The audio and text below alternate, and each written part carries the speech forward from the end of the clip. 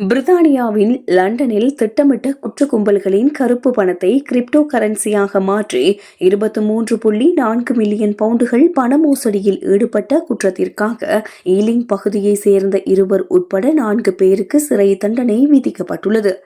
பிரித்தானிய உள்நாட்டு வருவாய் மற்றும் சுங்கத்துறையின் தீவிர விசாரணையை தொடர்ந்து கடந்த வாரம் இவர்களுக்கான தண்டனை வழங்கப்பட்டுள்ளது. இந்த மோசடி கும்பலின் முக்கிய புள்ளிகளாக கிரீன்ஃபோர்ட் பிராண்ட் அவென்யூவை சேர்ந்த 27 வயதுடைய மைக்கேல் கொன்னர் மற்றும் ஏலிங் எஜ்ஹில் வீதியை சேர்ந்த 47 வயதுடைய ஷிராஸ்கான் ஆகிய இருவர் செயற்பட்டுள்ளமை தெரியவந்துள்ளது. இவர்கள் 2018 ஜனவரி முதல் 2020 ஜூன் வரையான காலப்பகுதியில் பல மில்லியன் பவுண்டுகளை வங்கிக் கணக்குகள் மூலம் கிரிப்டோ கரன்சியாக மாற்றி மோசடி செய்துள்ளனர். குறித்த இருவரும் 2019 டிசம்பரில் கைது செய்யப்பட்ட பின்னரும் கூட தங்களது மோசடி பாணியை மாற்றி மற்றவர்களின் பெயர்களில் உள்ள நிறுவனங்கள் மற்றும் வங்கிக் கணக்குகளை பயன்படுத்தி மேலும் 4.5 மில்லியன் பவுண்டுகளுக்கு மேல் மோசடி செய்துள்ளனர். குற்றவாளிகளால் பரவலாக பயன்படுத்தப்பட்டு பின்னர் 2020 சர்வதேச போலீசாரால் முடக்கப்பட்ட என்க்ரோசாட் என்ற இரகசிய தொலைபேசி செயலி மூலமே இவர்கள் தொடர்புகளை பேணியுள்ளனர்.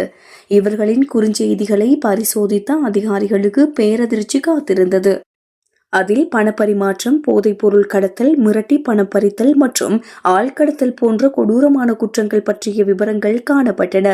ஒரு குறுஞ்செய்தியில் அவன் பணத்தை தரமாட்டான், அவனது மகனை நாம் கடத்தி வைத்துள்ளதால் மட்டுமே அவன் பணத்தை தருவான் என்று ஜிராஸ் கானுக்கு அனுப்பப்பட்ட செய்தி இவர்களின் கொடூர பின்னணியை வெளிச்சம் போட்டு காட்டியுள்ளது. இந்த மோசடி நெட்வொர்க் மூலம் 27 மில்லியன் பவுண்டுகளுக்கும் அதிகமான பணம் புழக்கத்தில் இருந்துள்ளதோடு அதில் 19.1 மில்லியன் பவுண்டுகள் கிரிப்டோ கரன்சி வர்த்தகர்களுக்கு மாற்றப்பட்டுள்ளது. சவுத்வொர்க் கிரவுண்ட் நீதிமன்றத்தில் நடைபெற்ற விசாரணையின் இறுதியில் குற்றத்தை ஒப்புக்கொண்ட மைக்கேல் கொன்னருக்கு 4 ஆண்டுகள் மற்றும் 6 மாதங்கள் சிறை தண்டனை விதிக்கப்பட்டுள்ளது. குற்றவாளியாக காணப்பட்ட ஷிராஸ் கானுக்கு 11 ஆண்டுகள் கடுமையான சிறை தண்டனை விதிக்கப்பட்டுள்ளது.